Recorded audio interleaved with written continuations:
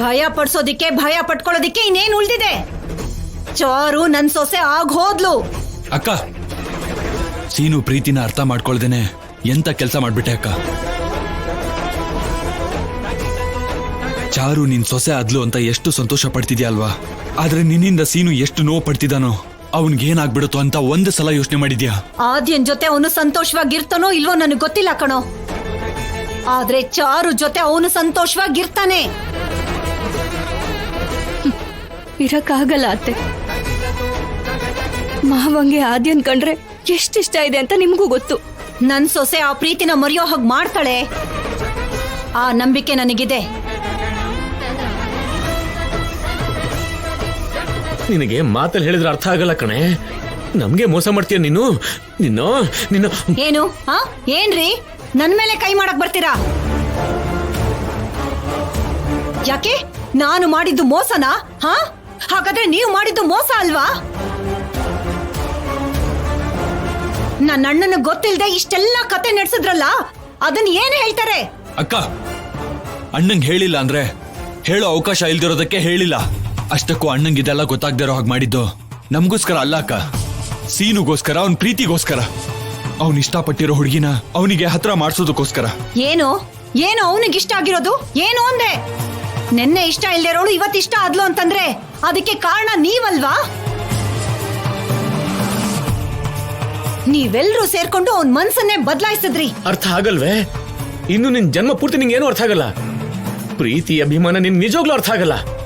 ಅಲ್ಲ, ಹೆತ್ತ ತಾಯಿ ಆಗಿದ್ದು ಅವನ್ ಜೀವನನ ನಾಶ ಮಾಡ್ಬಿಟ್ಟಿಯಲ್ಲೇ. ಜೀವನ ಪೂರ್ತಿ ಅವ್ನು ನೋವು ಪಡೋ ತರ ಮಾಡ್ಬಿಟ್ಟಿಲ್ಲ ನೀನು. ನಿನ್ನಂತೊಳ್ನ ಕ್ಷಮಿಸ್ಬಾರ್ದು. ನಿನ್ನಂತೊಳ್ನ ಏನ್ ಮಾಡ್ತೀರಾ? ಬೈತೀರಾ? ಹೊಡಿತೀರಾ? ಇಲ್ಲ ಸಾಯಿಸ್ತೀರಾ? ಏನು ಮಾಡೋದಕ್ಕಾಗಲ್ಲ. ನಾಟಕ ನೀವ್ ಆರಂಭ ಮಾಡಿದ್ರಿ, ಅಂತ್ಯ ನಾನ್ ಹಾಡ್ದೆ. ನೋಡಿ, ಈ ವಿಷಯನ ಇಲ್ಲಿಗೆ ಎಲ್ರೂ ಬಿಟ್ಬಿಡಿ, ಇಲ್ಲ ಅಂದ್ರೆ ನಿಮಗೆ ನಷ್ಟ.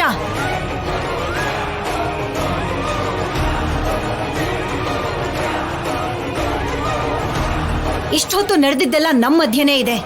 ಇದೇ ವಿಷಯ ಅಣ್ಣನವರೆಗೂ ಹೋದ್ರೆ ಏನ್ ನಡೀತು ಅಂತ ಹೇಳ್ಬೇಕು, ಅಣ್ಣನ್ಗೆ ಹೇಗ್ ಮೋಸ ಮಾಡ್ಬೇಕು ಅಂತಿದ್ರಿ ಅಂತಾನೂ ಹೇಳ್ಬೇಕಾಗತ್ತೆ. ಹೇಳಕ್ಕಾಗತ್ತಾ?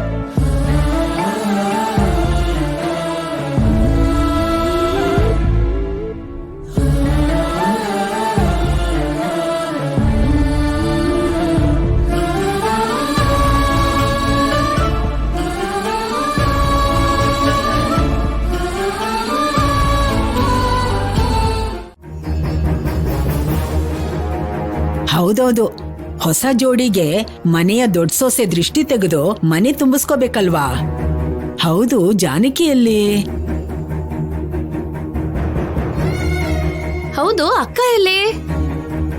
ರಾಜು, ಜಾನಕಿ ಎಲ್ಲಿ ಹೋದ್ಲೋ? ನಮ್ ಜೊತೆನೆ ಹೊರಡ್ಬೇಕಲ್ವಾ? ಇನ್ನೂ ಬಂದಿಲ್ಲ ಅಂದ್ರೇನು? ಏನಾಗಿದೆ ಜಾನಕಿಗೆ? ಈ ಮದುವೆ ಶುರುವಾದ ದಿನದಿಂದ ಯಾವುದನ್ನು ಸರಿಯಾಗಿ ಮಾಡ್ತಿಲ್ಲ. ಹೇಗ್ ಮಾಡ್ತಾಳೆ ಅಣ್ಣ? ತಂಗಿ ಮಗಳನ್ನ ನನ್ ಸೊಸೆ ಮಾಡ್ಬೇಕು ಅಂತ ಆಸೆ ಪಟ್ಲು.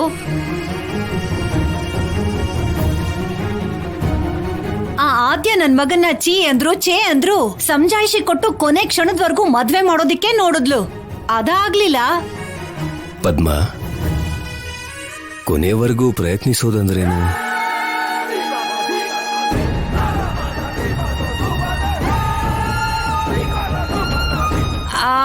ಅದೇ ಅಣ್ಣ, ಮದ್ವೆ ನಡೆದ್ರೆ ಚೆನ್ನಾಗಿರತ್ತೆ ಅಂತ ಹೇಳಿದ್ಲಲ್ಲ, ಅದ್ರ ಬಗ್ಗೆ ಹೇಳ್ತಾ ಇದ್ದೀನಿ. ಆದ್ಯ ಜೊತೆ ಮದ್ವೆ ನಡೀತಿಲ್ಲ ಅಂದಾಗಿಂದ ಅಕ್ಕ ಒಂಥರಾನೇ ಇದ್ರು ಭಾವನವ್ರೆ. ನಾವೇನಾದ್ರೂ ಬೇಡ ಅಂದ್ವಾ ಪಾರ್ವತಿ? ಆದ್ಯನ್ಗೆ ಕೊಬ್ಬು ಜಾಸ್ತಿ ಆಗಿ ಬಾಯಿಗೆ ಬಂದ ಹಾಗೆ ಮಾತಾಡಿ ನನ್ ಮಗನ್ನ ಬೇಡ ಅಂದ್ಬಿಟ್ಲು. ಅವತ್ತು ನಮ್ಮ ಅಕ್ಕನ ಮಗಳನ್ನ ಬೇಡ ಅಂದು ಆದ್ಯನ್ ಜೊತೆ ಮದ್ವೆ ಅಂದಾಗ ನಾನೇನಾದ್ರೂ ಬೇಜಾರ್ ಮಾಡ್ಕೊಂಡ ಭಾವನವ್ರೆ? ಸೀನು ಇಷ್ಟ, ನಿಮ್ ಇಷ್ಟ ಅಂತ ನಾನು ಸೈಲೆಂಟ್ ಆಗಿರ್ಲಿಲ್ವಾ? ಹಾಗಿದ್ದಾಗ ಆ ಆದ್ಯನೇ ಬೇಡ ಅನ್ಕೊಂಡ್ಮೇಲೆ ಅಕ್ಕ ಬೇಜಾರ್ ಮಾಡ್ಕೊಳ್ಳೋದ್ ಯಾಕೆ? ಹೀಗೆ ಎಲ್ಲ ವಿಷಯದಲ್ಲೂ ಗೊತ್ತಿದ್ದು ಗೊತ್ತಿಲ್ದೇ ಇರೋ ಹಾಗೆ ಯಾಕಿದ್ದಾರೆ ಅಂತ ನನಗೆ ಅರ್ಥ ಆಗ್ಲಿಲ್ಲ ಅತ್ತೆ.